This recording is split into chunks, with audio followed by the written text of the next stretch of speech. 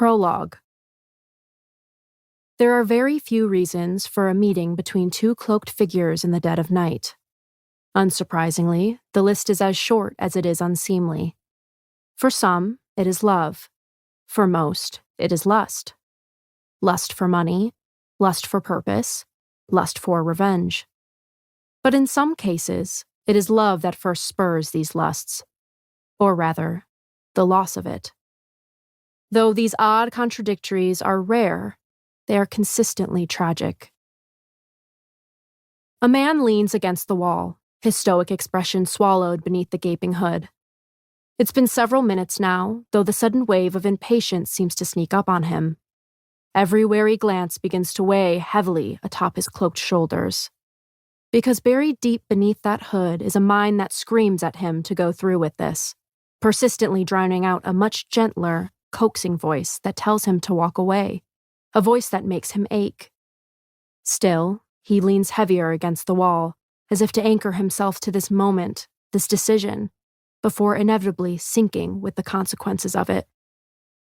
Moonlight slips between the slivers of crumbling stone surrounding the alleyway.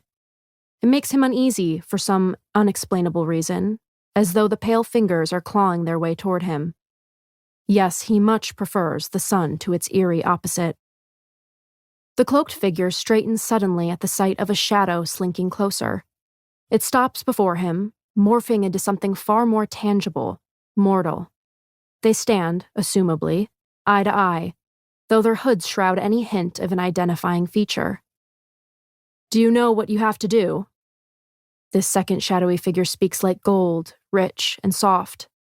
He has the practiced ability to spin words into something far prettier than the meaning behind them.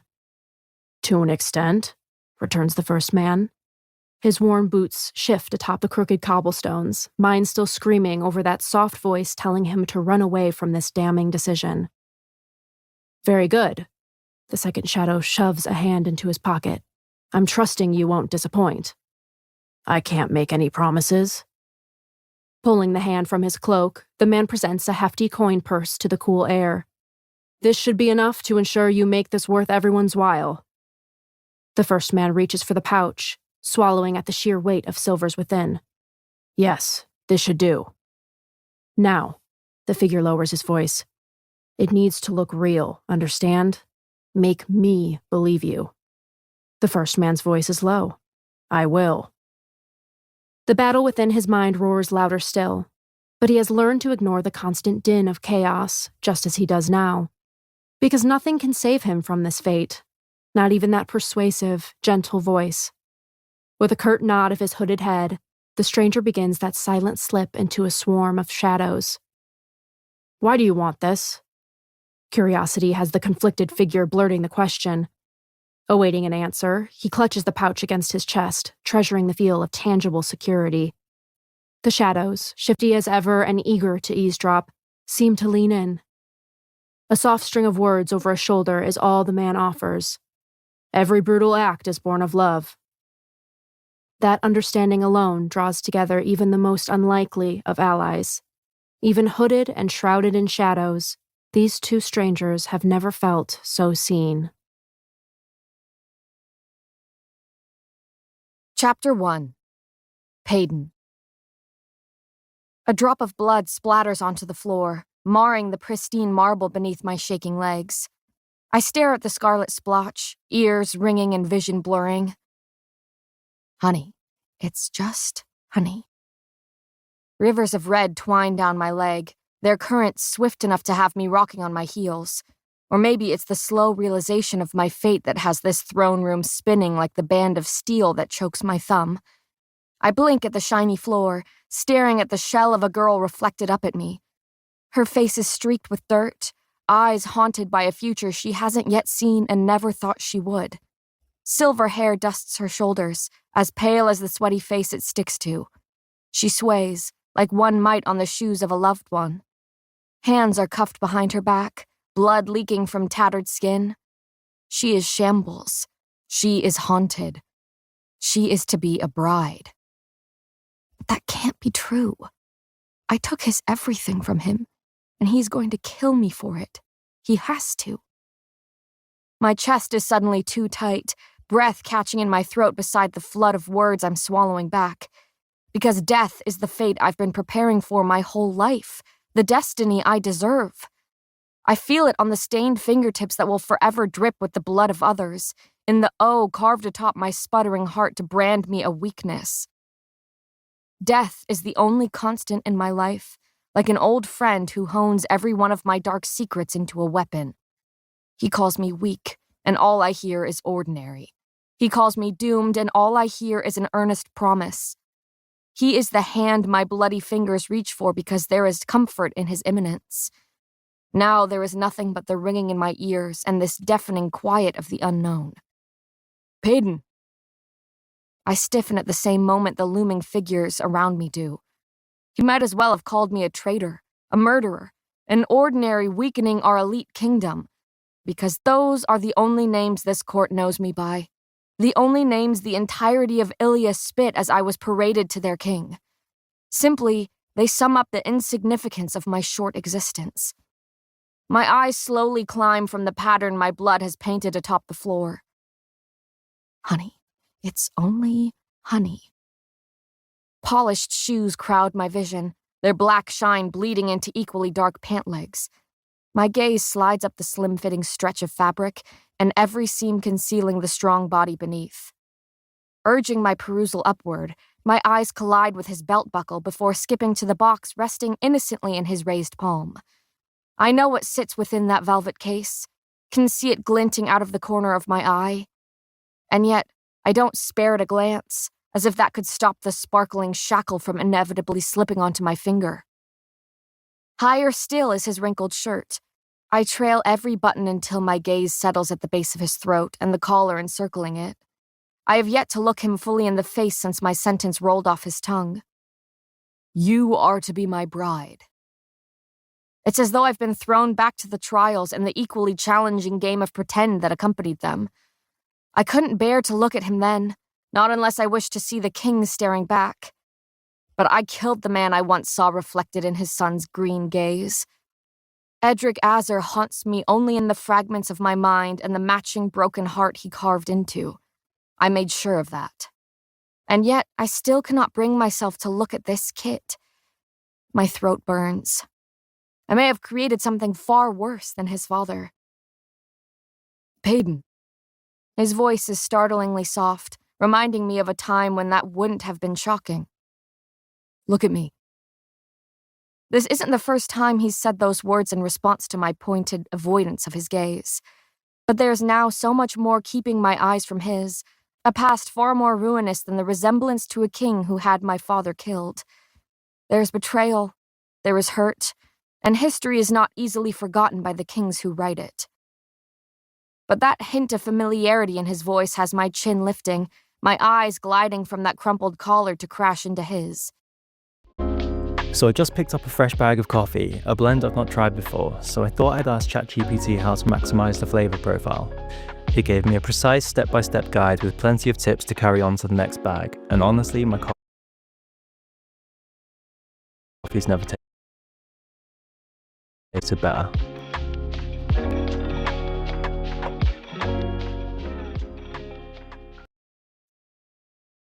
Green, just as they were, and just as they always will be.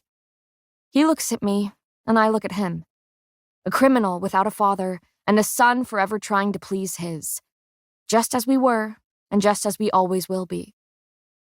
And for the first time since that battle in the bowl, we truly see each other.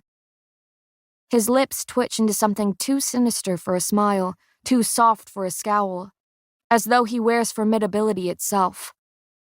The future queen of Ilia bows her head to no one. My mouth dries at his words while the entire court leans in to hear them. Their disbelief is palpable, mingling with the collective cloud of confusion that hangs thickly over our heads. Dozens of eyes prickle my skin, tracing the scar down my neck and the blood staining my skin. They take in this new version of the Silver Savior, the one who cut off the very thing that gave her the title. My short hair does little to conceal the brokenness I now bear so blatantly on my body. The court gawks at what it is they glean from my appearance. I am a psychic who is nothing of the sort. An ordinary who somehow survived their purging trials, committed treason, killed their king, and is still standing here before them, alive against all odds. That is when I hear death's whisper echoing from the darkest corner of my mind.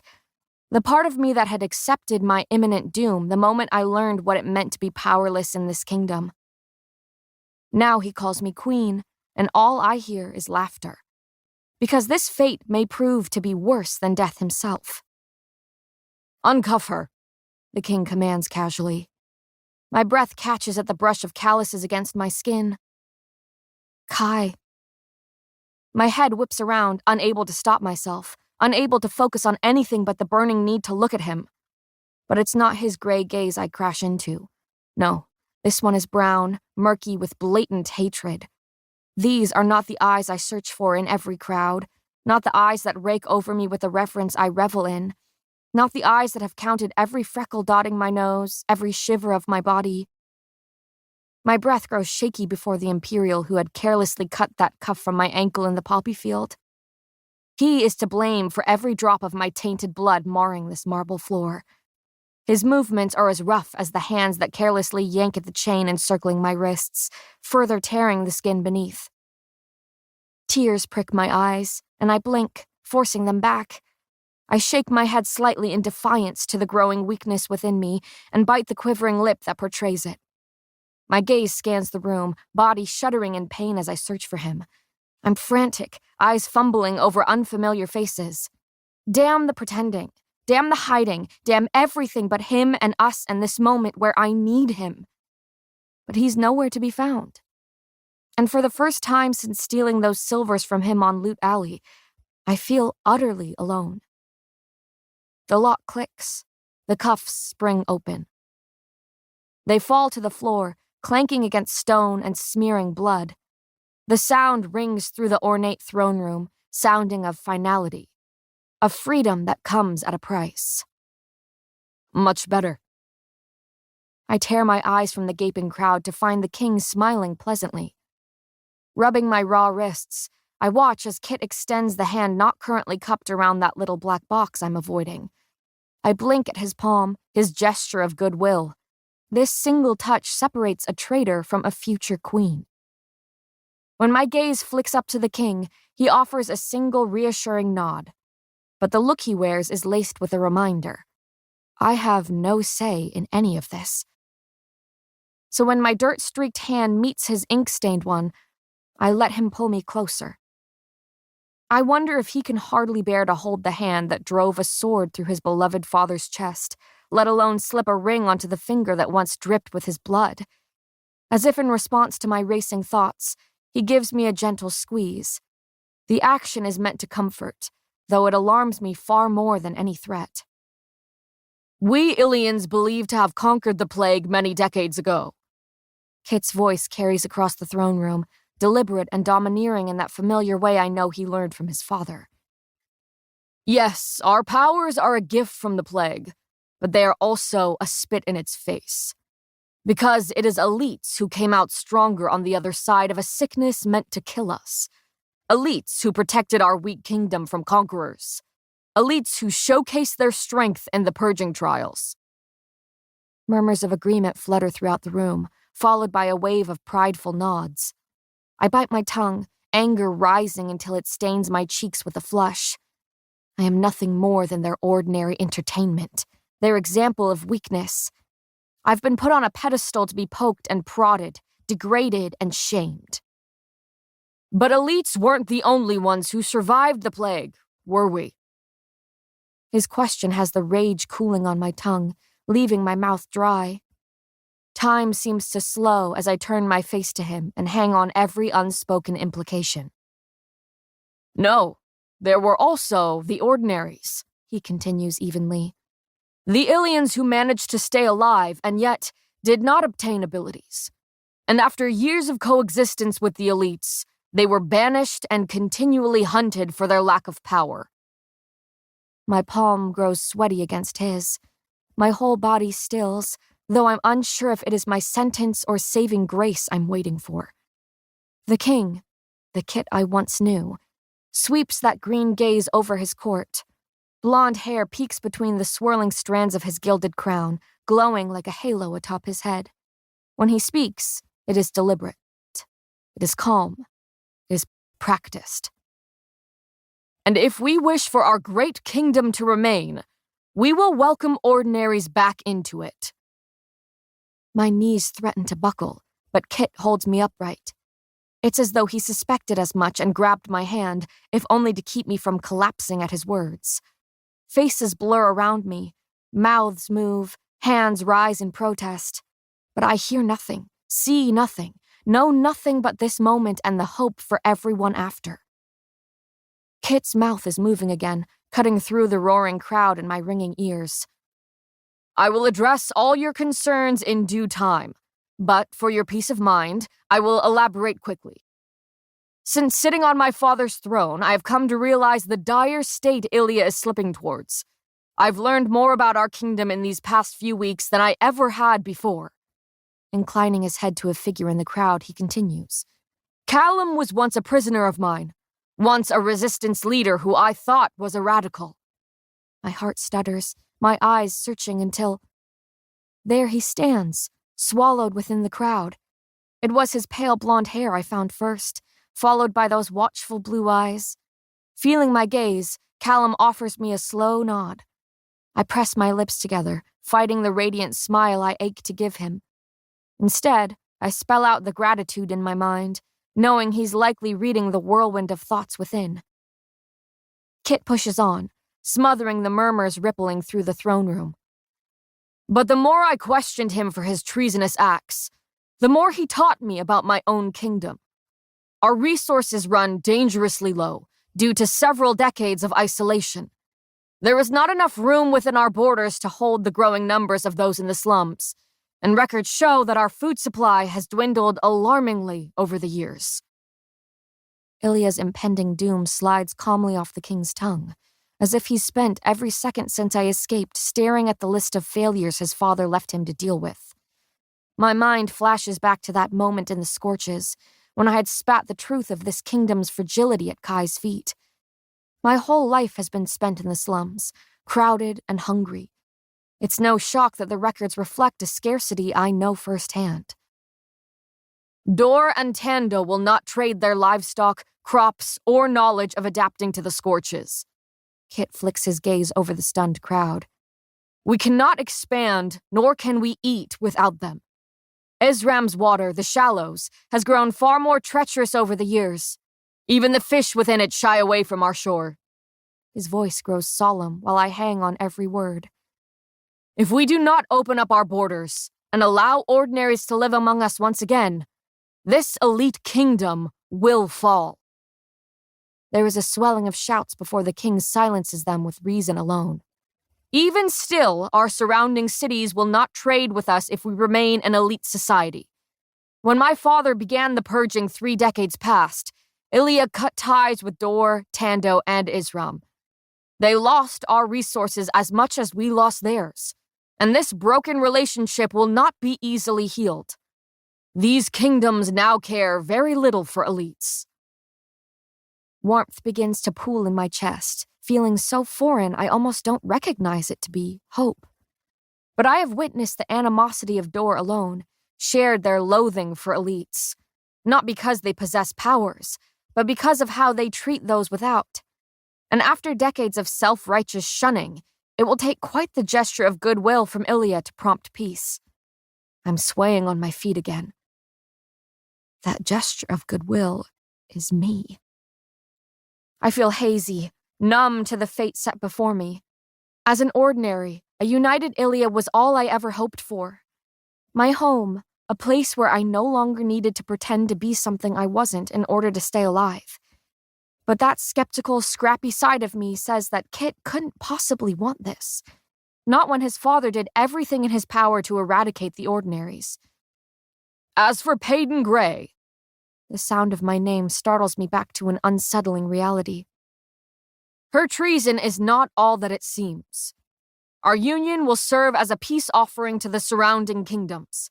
This show of faith will welcome ordinaries back into Ilya, and therefore, entice our neighbors to reopen trade with welcoming elites. Kit smiles tightly. Our marriage will mark the beginning of my reign, and the strongest Ilia there has ever been. I'm picking apart every word, pulling at the syllables to make sense of them all. Then he turns towards me, every thought vanishing when he plucks that ring from its velvet box. There is a dizzying moment in which I think he might hear me swallow, might see the panic welling in my eyes. That is when his gaze softens, and I see myself reflected in it. Every fear, every bit of unease. He wears all of it and more. Because that ring in his shaking hand represents everything he was taught to hate. And yet, here he stands, going against the wishes of his beloved father in order to save this kingdom. So, I let him raise my left hand between us. Let him see the willingness that smothers every worry. It is my turn to become the difference I always dreamed of being, even if the king's reasonings do not resemble my own. He wishes only to salvage this kingdom by whatever means possible, while I offer him my hand for a united Ilia alone. I am the sacrifice that ordinaries have bled and died for. I am the power they lack. The ring trembles around my broken nail. His eyes flick to mine in quiet permission. Every moment of my life has built up to this one fleeting second of bravery. I nod, and he pushes the ring down the length of my finger. Chapter 2. Kai. I thought I'd known torment until it wrapped around her finger. No, torment is tangible, and it gleams atop her tan skin. I stare, unblinking, at the symbol my brother slid onto her finger. It is binding. It is infinite. It is my undoing. A laugh threatens to slip past my numb lips.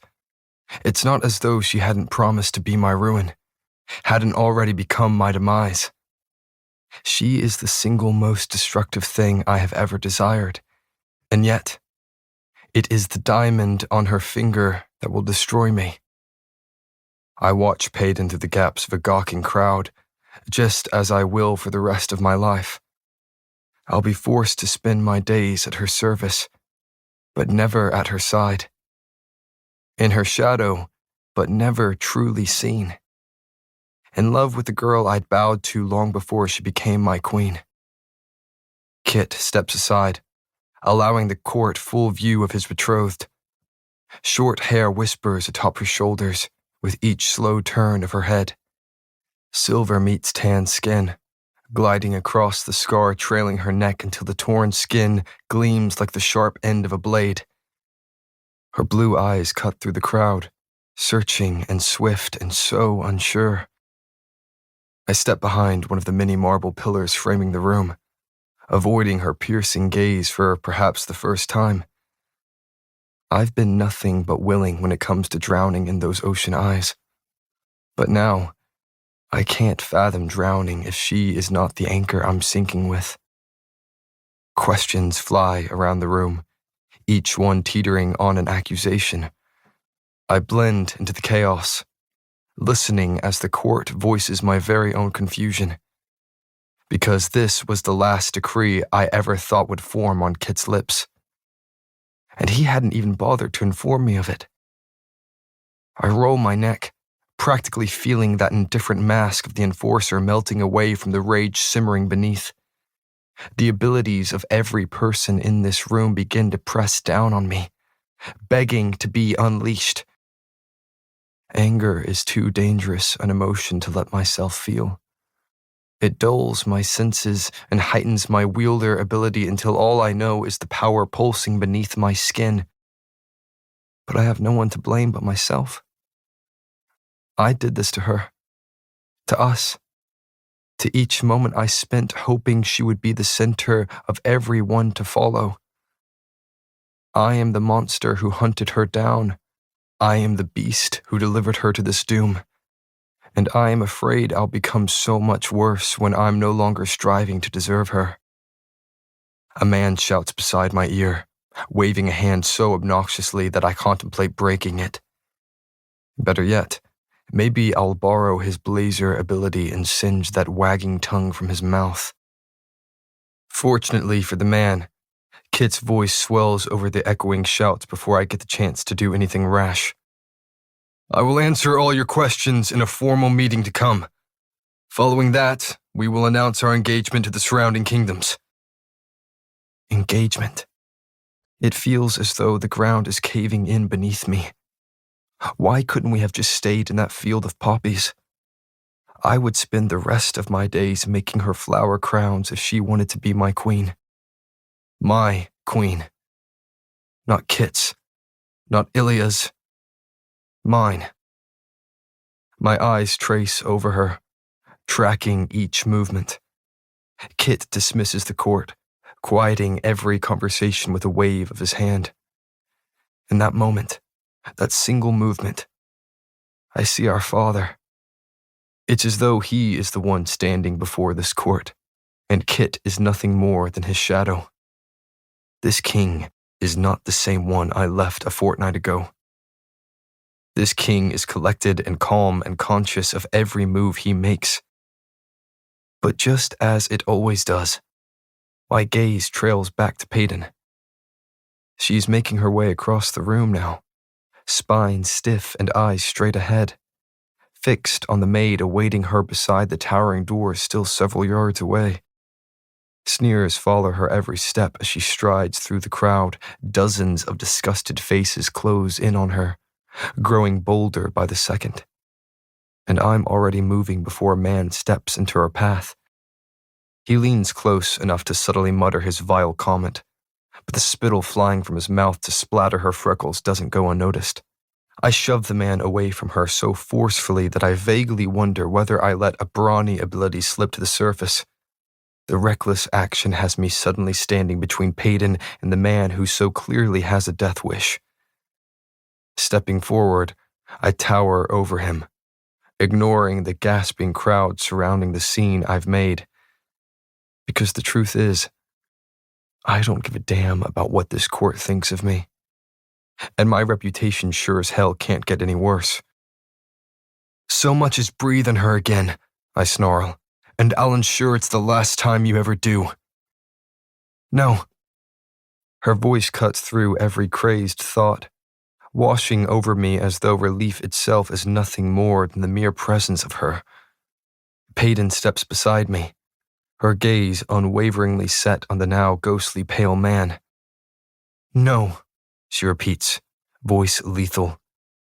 I will be the one to ensure that the next breath you take to insult me, or my people, will be the very last one you ever taste. And it will be me, an ordinary, that ends your elite life. She stares at him, looking as though formidability is woven into the very fiber of her being. My ears ring in the sudden silence smothering the throne room. Every eye is pinned on her, every jaw slackened by her words. My future queen has just made her first decree. That damn ring is gonna slip off her finger with how terribly her hands are shaking. I follow her out the double doors, fleeing the stifling throne room and gasping court within.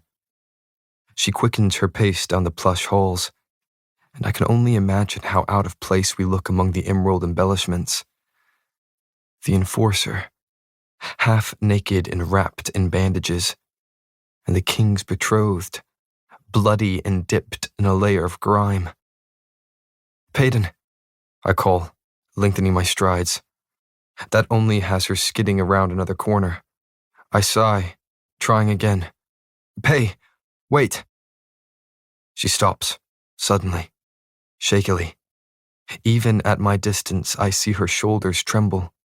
She braces a steadying hand against the wall, and I'm about to call out again when a swarm of people spill into the hallway behind. Shit. I need to think fast. Need to get Peyton out of here before the entire court finds their future queen gasping for air in the hallway. Plague knows they would credit her panic to her weakened ordinary blood. My eyes land on a door occupying the same wall Peyton is currently slumped against before doing the only thing I can think of. "All right, up you go," I murmur before scooping her legs into my arms and slinging the rest of her over my shoulder. This manages to get her attention. It's as though I've awakened a slumbering beast. "What the hell?" She wriggles in my hold, nails biting into the bare skin of my back.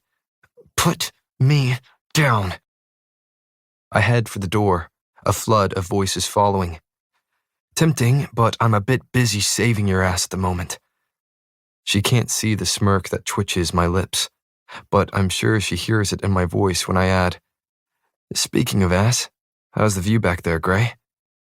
"Nauseating," she bites out. I whip open the door and step inside. "You know I can see your left foot twitch, yes?"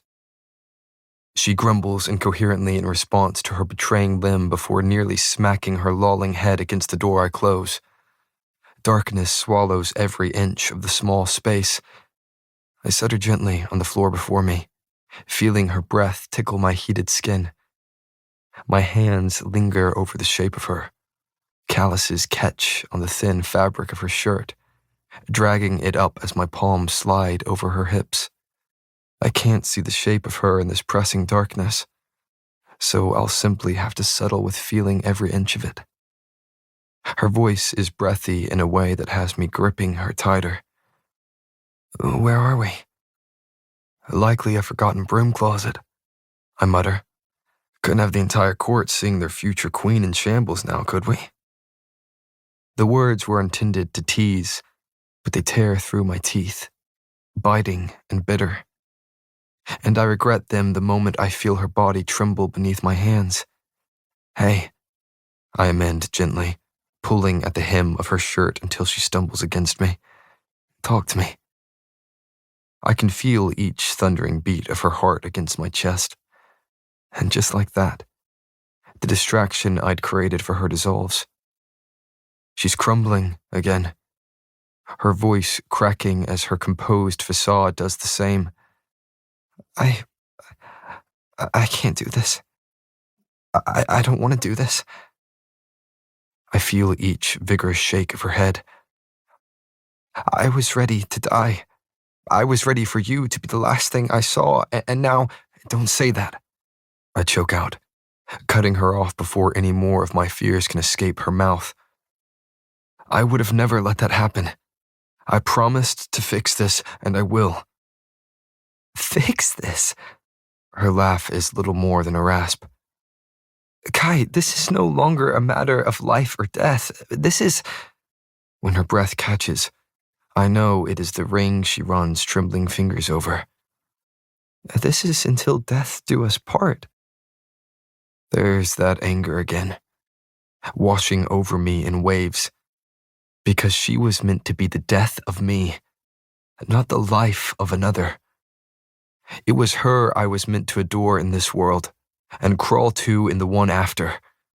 But now she's tethered to a king, and I am nothing more than her killer.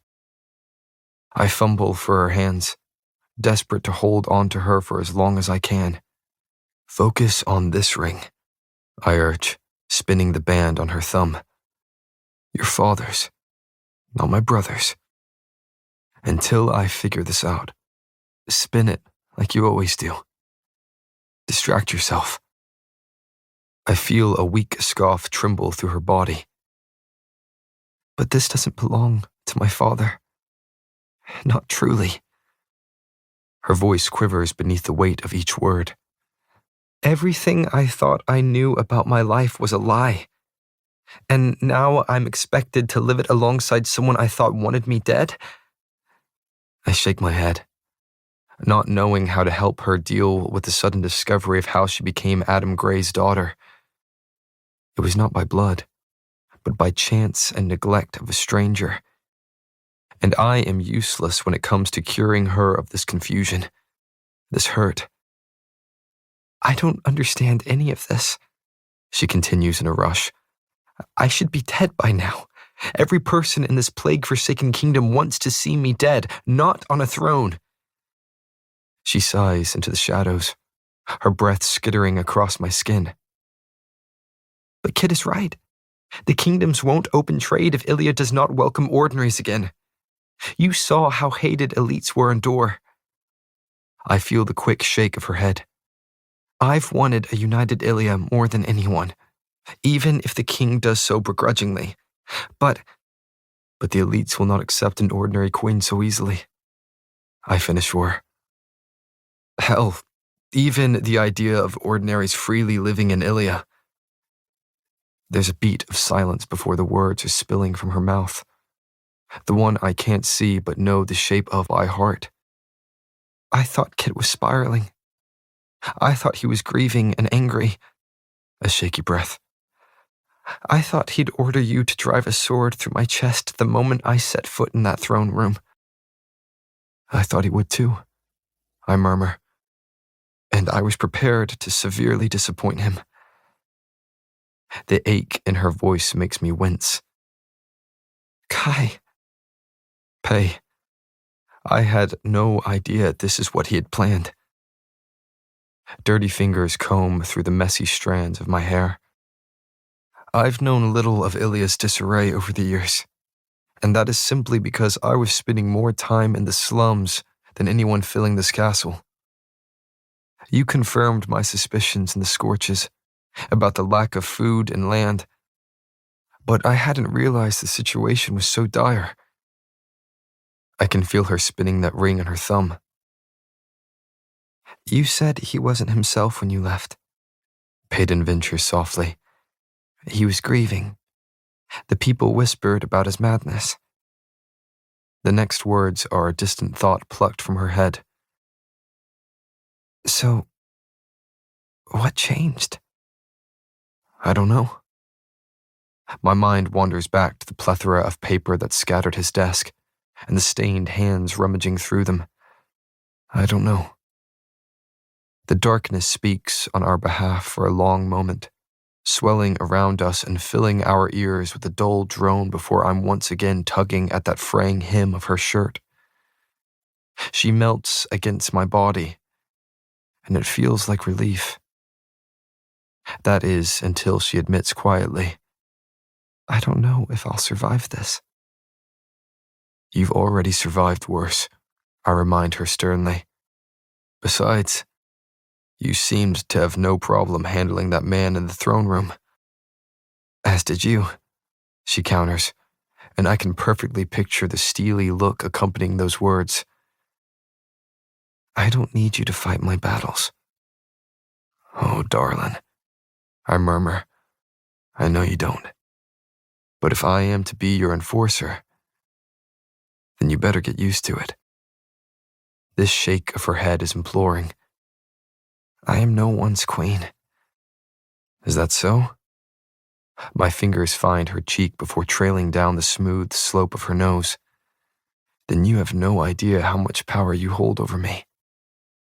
You seem to forget that I'm completely powerless, Prince. Her words hold an edge, as though her breath has become a blade she drags along my neck. So be my weakness, then. You know I'm betrothed to your brother, she whispers, lips dangerously close to mine.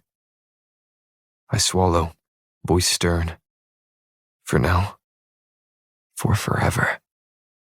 She breathes harshly. I don't think there's a way out of this. And if what Kid said in the throne room is real, then the future of Ilya and the ordinaries within it rides on this. I tip my face until her forehead meets mine. I'm too selfish to let you go so easily. Then pretend. My thumb drags lazily over her bottom lip. Does that mean I have to drag you into a closet every time I want to touch you? I'm toying with her, trying to ignore the bitter taste each word leaves in my mouth. I refuse to let this be her fate, and yet fear twines around me, tightening my chest even as I tease her. Because if she truly becomes Kit's, I will spend the rest of my life mourning her. So I distract, deflect, desire her more than ever in case this is the last time I get to. I can hear the weak smile beginning to creep into her voice. You're not supposed to touch me at all. But you could command me to. I drawl. Then I'd simply be following an order. Her laugh is breathy, and I memorize the sound. Her arms twine around my neck, and I wonder if she will hold him like this. Her nose nudges mine, and I silently beg that she will never flick another's. Her lips have only just brushed mine when the door flies open. Chapter 3. Payden. That was not what it looked like. A soft sigh, a nod that bobs the messy bun atop her head. Like I said, I don't know what it looked like because I didn't see a thing. Ellie, I blurt, exasperated. You know damn well what you saw. She tucks a strand of loose hair behind her ear, as if that could distract from the smile lifting her lips. I was just there to grab a broom, and that is exactly what I did. As if to emphasize her innocence, she lifts said broom and continues down the hall while I trudge behind. I'm thankful for the brisk pace she sets that blurs the faces we pass and cools the flush painting my cheeks. My mind refuses to do anything but replay the moment that door swung open to reveal the enforcer and his future queen tangled in the dark. We'd sprung apart, but not before recognition widened Ellie's brown eyes.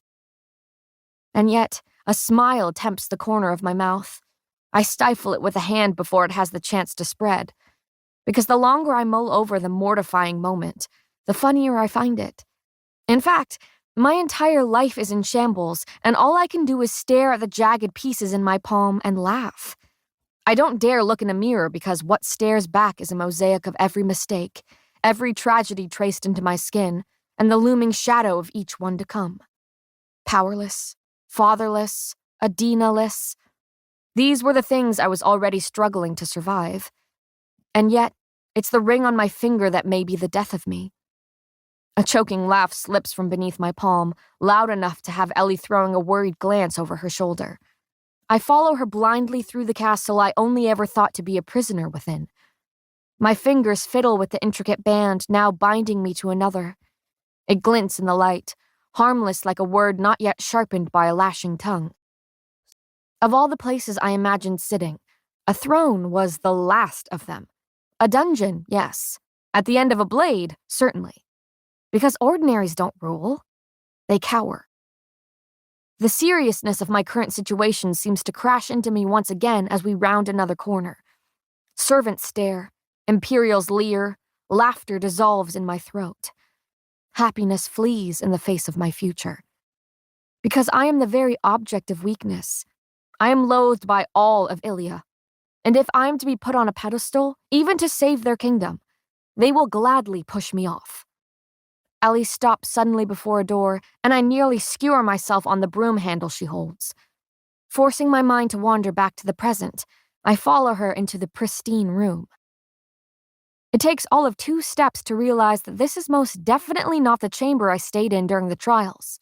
No, sprawled before me is the sort of decadence I only dreamed of. My feet fumble atop the plush floors, eyes wide as they skim over the largest bedroom I've ever seen. Intricate molding climbs up the far wall to surround each arched window lining it. Warm light pours in as the sun stretches across the green carpet, as though reaching for me. The bed itself takes up most of the wall to my right, its floral quilt shadowed by the sheer canopy hanging above it. A desk, vanity, wardrobe, and rug all decorate the space, each one a soft white and far larger than I'd imagined they could be. My eyes slowly slide back to Ellie. What room is this, and why am I dirtying it? She presses her lips into a thin smile. It's the Queen's quarters, of course. Well, the new ones. The memory of her late majesty, Queen Iris, still lives in the previous rooms. Her words have my stomach dropping, skin paling. This is where you'll be living. I hope everything is satisfactory? I take a deep breath before I've even finished echoing her word in confusion.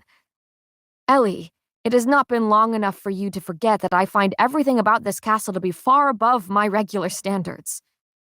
The smile she gives me is far slyer than I thought her capable of. Yes, I do recall you informing me how you'd crawled out of garbage the day we first met. Swallowing my sudden sadness at her words, I manage a small smile. My heart aches at the thought of our fort, of the sanctuary Adina and I had scavenged for ourselves in the slums. To think I'd likened it to garbage makes me sick to my stomach. Though, to the naked eye, I'm sure that's precisely what it looked like, and why it managed to stay untouched for so many years. Now, it likely lies empty, cold without her warmth, and dull without her brightness. Sun and sand and her bloody, broken body in my lap suddenly flash before my eyes. I blink back the memory, forcing myself to forget the sound of her final rattling breath or the thundering feet of bloodthirsty Ilians surrounding us in the bowl. Payton? My head snaps up to find a worried expression smothering Ellie's soft features. I hadn't even realized I'd been staring at the floor. Sorry, yes, everything is more than satisfactory. Clearing my throat, I step farther into the room. After ignoring what I'm sure is an equally exquisite washroom to my left, I find something far more enticing to stride towards.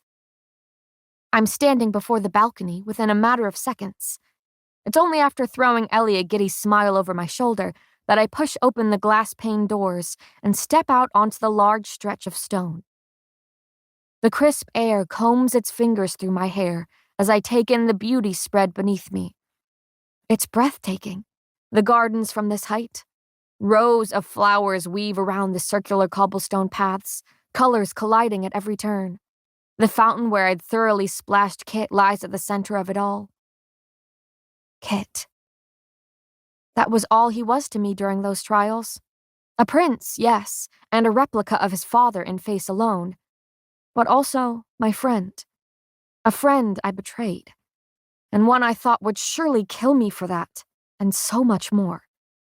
But now, he is so much more. First a friend, then a foe, and now my future. I shudder at the thought and every implication behind it. Spinning on my heel, I head back into the Queen's, chambers to find Ellie patiently awaiting my return. Shutting the balcony doors, I lean against them with a nonchalance I don't feel and certainly haven't for a long time. Where is the Queen? I mean, the Dowager Queen. I wince at the words I've stumbled over, but Ellie, angel that she is, offers an answer before I have the chance to butcher an elaboration. She was moved to the west wing of the castle. That's where the infirmary is, she clarifies quietly.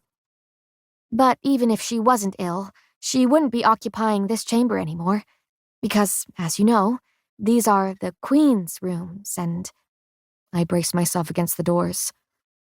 And I am to be queen. Right, she attempts a weak smile. And I'm honored to be your lady's maid. That is, if you'll have me, of course. I let out an exasperated laugh, and it feels good. Feels good to have my body shake with something other than pain, make a sound other than a sob. Ellie, if I'm truly made queen, I'll ensure you don't have to work another day. Oh, I don't mind the work. Keeps me busy, she admits shyly. Besides, I want to serve you. Another laugh surprises my lips, this one more biting than before. Do you? After everything? I take a few steps towards her. You've heard the rumors. Probably even the truth. I'm sure you had your reasons, she says softly, avoiding my gaze. Her answer is jarring, like a sudden wave of relief. I swallow, scared of my own question. But why is it you don't hate me like the rest of Ilia? She studies me then, letting a long silent moment stretch between us. The rest of Ilia doesn't know you. And you do? I ask, a little too quickly. Better than most. You learn a lot about someone when you're their maid. Then she's walking over to the vanity, pulling out its matching stool and beckoning me with the pat atop the plushy fabric. Now, come on over and let me get you cleaned up. I obey, stiff and unsure. Sinking into that cushioned seat feels like slipping into the past. A past where my only concerns were surviving the trials ahead and the ordinary blood in my veins. A simpler time, before I joined the resistance and drove a sword through the corrupt king's chest. And this is how I'm rewarded for it, with a crown on my head and a kingdom at my throat. You cut your hair, Ellie says softly, her tone inquiring. Wetting a cloth with warm water, she begins dabbing at the hardened blood speckling my skin. She's working on a particularly stubborn spot above my jaw as I murmur, "It was getting difficult to run for my life with it so long." I say this instead of the pathetic truth of it all, because I'd rather not reminisce on the feel of blood clinging to my hair so terribly that I begged Kai to cut it off.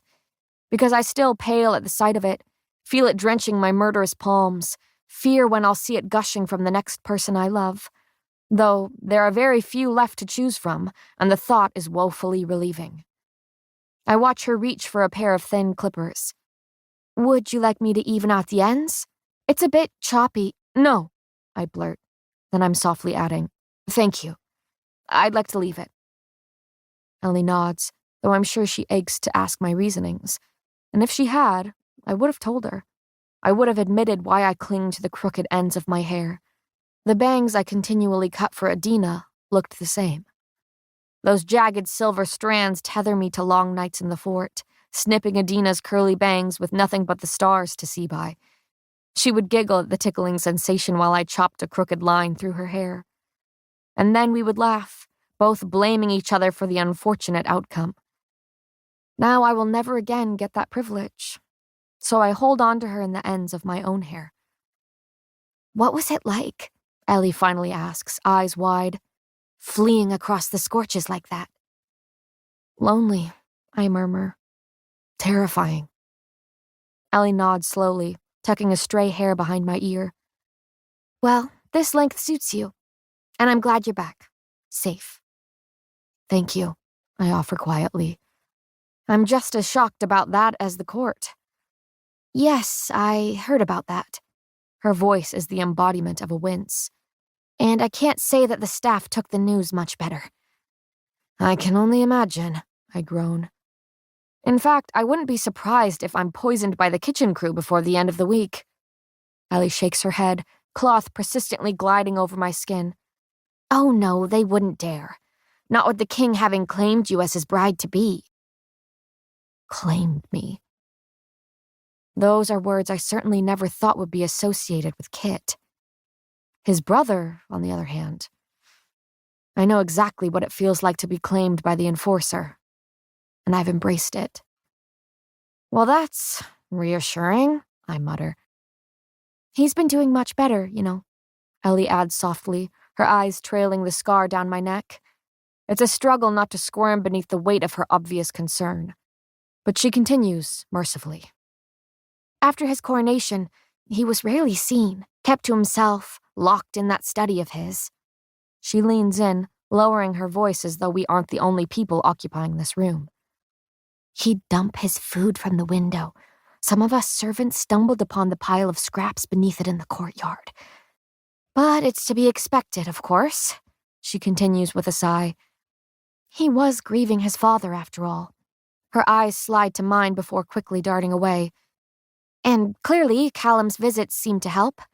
His Majesty was able to hear firsthand what was happening in his kingdom, not just read it from the records." I nod slowly, still trying to piece this perplexing puzzle together. "So Callum would visit him? In his study?" "Well, not at first," she amends. "He was in the dungeons for several days, enduring plague knows what. But I suppose Kit saw something in him and decided to talk more civilly." Ellie shrugs. "That's really all I and the staff know on the matter." I've never been so completely shocked and unsurprised in the same moment. Such a contradiction is the only reasonable response to the past hour of my life.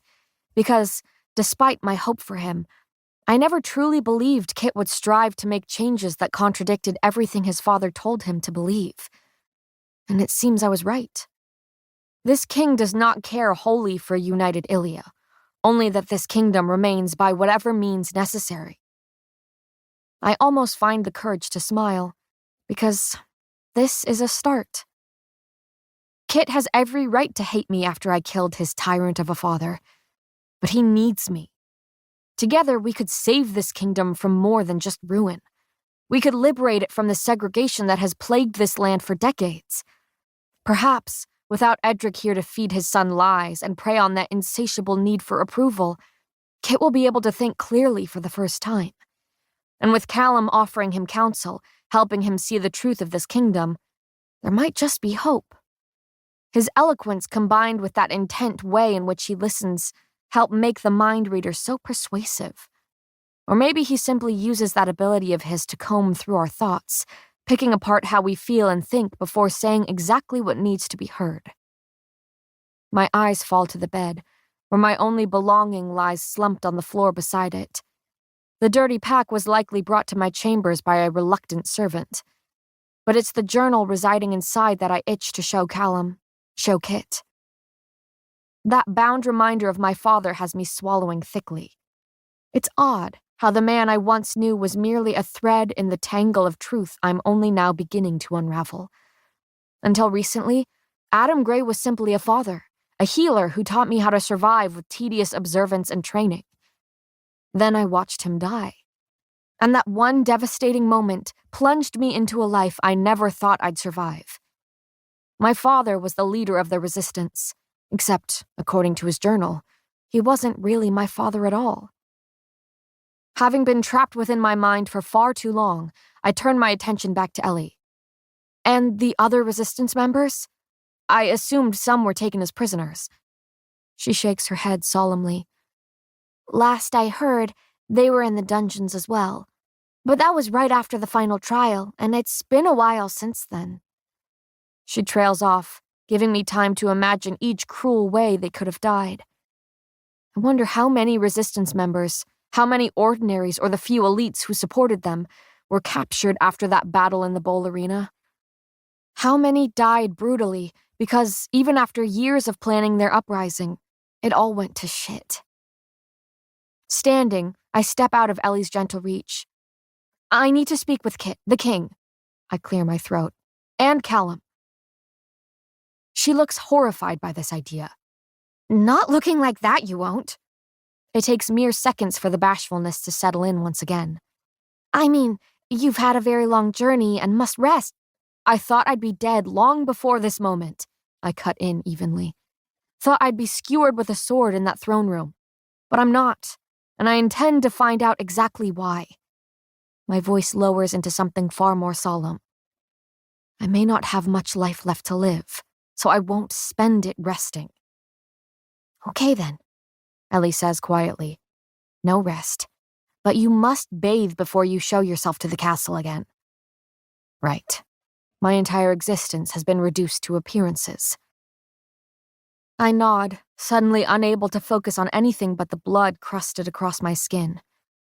It will be a relief to scrub away every remnant of the traitor running for her life, every drop of blood, sweat, and tears shed on the treacherous journey.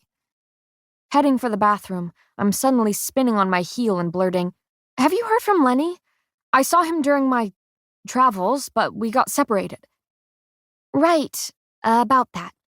Her gaze strays from my narrowing one. He's here, actually. What? I choke. Where is he? She pads towards me, brown bun bobbing with every step. I'll tell you after the bath. Ellie, my lady. She emphasizes the title with a lifted brow. Fine, I huff, turning once again towards the bathroom. Then I'm calling over my shoulder, falsely cheery and absurdly genuine. But only because the blood beneath my nails may drive me to insanity. Chapter 4. Payden. Water drips from the ends of my short hair, reflecting its silver color to mimic molten steel when sliding from the strands. I'd scrubbed every inch of my body, spending extra time beneath my nails and around the many jagged cuts flecking my skin. It was only when I emerged from the rapidly cooling bath water, skin raw, that Ellie hesitantly broke the news to me. All it took was a handful of rage-filled moments to throw on thin pants, pair them with a fitted tunic, and stalk to the door. Ellie was wise enough to stay out of my path, only stepping close enough to offer an apologetic smile and a set of slipper-like shoes. They now cling to my feet as I stride down the hallway, the silk soft against my blistered feet. Faces blur past, but my gaze never strays from that door awaiting me at the end of the corridor. Through my tunnel vision, I see him leaning against it, emanating boredom as he stares pointedly at the shiny boots beneath him. Several seconds pass before his head jerks up suddenly, having heard my thundering footsteps with that hyper ability. His red hair stands out starkly against the crisp imperial uniform fitted to his body. Even with half of his face partially concealed by the white mask, I can still see those brown eyes widen when they land on me. That is when his gaze crinkles with a mingling of joy and relief. He straightens, spreading his arms. "Princess, glad to see you somehow made it back in one." My forearm meets the padded chest of his uniform, pushing him hard against the wall. My voice is a low growl that even I didn't know I was capable of until this very moment. "What the hell, Lenny?" "Whoa," he coos softly, hands raised in innocence. "Look, if this is about losing you in Door, I swear I was ready to turn that city inside out to find you, but—" "You know damn well that is not what I'm talking about," I seethe. This is most definitely not the manner in which a future queen would conduct herself, but fortunately for me, I doubt my reputation could get any worse. I push away from him to turn towards the door and Lenny blocks my path. "Move," I bite out. "Well, someone's already growing accustomed to giving orders," he mutters, not budging an inch. I blow out a breath. "Get out of my way, Lenny." "I'm sorry, Princess." He gives me a sympathetic shake of his head. "You know I can't do that." I shove him again. "Let me inside." "Payden, please. Just take a breath." "I promised," I choke out, vision suddenly blurry with unshed tears. "I promised to avenge Adina." Another shove, this one weaker. "So let me inside this damn room, Lenny." Sympathy smothers his face, crowding around his features like the freckles splattering his skin. "I have strict orders from the king not to let you see her," he whispers. "I'm sorry. I'm so sorry." I grow suddenly numb, every thought muffled and feeling detached. My fingers uncurl from his uniform, slide from his chest. Blair tore a branch through Adina's chest during that final trial. My voice is distant, as though the words are falling from someone else's lips. And I'm going to kill her for it. Lenny reaches for me, hesitant. His hands cup my shoulders, steadying. "I get it. Trust me, I do." He sighs through his nose. "But you can't kill her on my watch. And Kit knows you won't kill me to get to her. At least," he adds skeptically, "I would hope not." A sound slips past my lips, something like a scoff. Of course, Kit knew I would come after Blair for what she did to Adina, what she did to me. It's genius, really, stationing Lenny as her guard. He knows how much I care for him, and he's used that against me. You can't be her shield forever. "And when I'm not," he says slowly, "you can do with her as you please, though I don't recommend doing anything rash." "Rash?" I scoff, eyes ablaze. "The thought of killing her is all that's kept me going. I've given my decision plenty of thought, I assure you." "Payden." He shakes his head, red hair rippling with the movement. "That was before all this. Before you were betrothed to the king." I wince at his words, feeling the sudden weight of that ring on my finger. He runs a hand down his face before leaning in to murmur, "You can't just go around killing people anymore." Anymore? This time, he's the one wincing at the quiet hurt in my voice. I never wanted to kill anyone. I've only ever defended myself. But her— I jab a finger towards the door beside us. She is to blame for what I've become. "I know," he says softly, wrapping an arm around me. "I know, Princess. I'm sorry." I step into his embrace, clutching him tightly. My face is buried against his uniform, nose stinging from the starchy scent. "I'm scared, Lenny," I admit, my voice muffled. "You're allowed to be. You know that, right?" He ducks his head, resting his chin atop my hair. No one was expecting this, but I'm here to help you in any way I can. I lift my face, suddenly concerned. Why are you back? What about your mother, the Mixes, Finn and Lena? They are all fine, Lenny reassures me. Ma needed some help anyway, so Finn and Lena are staying with us. Besides, it's safer there for them. Unraveling his long arms from our embrace, he gives me that sly look of his. I came back for you, Princess, and being slammed against the wall was certainly not how I figured I'd be thanked for it. But I suppose violence is one of your love languages. I smile sheepishly, warmed by his effort to find me. I didn't think you would come back to Ilya. When you and the Enforcer were captured from the Mix's base, we didn't even know where to start looking for you. He begins pacing then. So my mother, Lena, and Finn, shockingly enough, convinced me that I was more help to you here at the castle than I was aimlessly wandering door. His eyes sweep over the hallway and each Imperial that marches through it. Voice low, he adds. We knew you would end up here at some point, and I'm not marked as one of the Resistance members, remember? I never even made it to the bowl because I was down in those tunnels guiding people through. And with Callum in the King's good graces, he ensured that no one would bat an eye when I fell back into rank as an Imperial. He grins, and I don't miss the triumphant gleam in his eyes. So I'm here to help in any way I can. You, Ilya, and Callum. I nod, smile, try to grip the shambles of myself tight enough to sound okay. I'm glad you're here. I may need you to force me down the aisle. His grin fades. I know this is hard, but we are so close, P.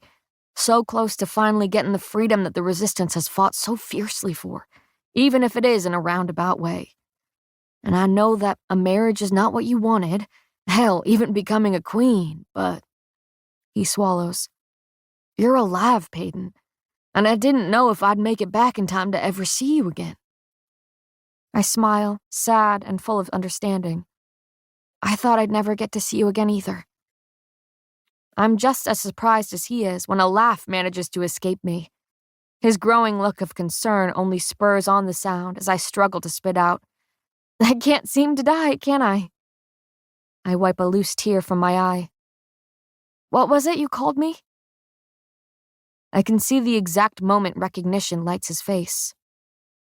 A cockroach, he chuckles, head shaking. You're a damn cockroach, Princess.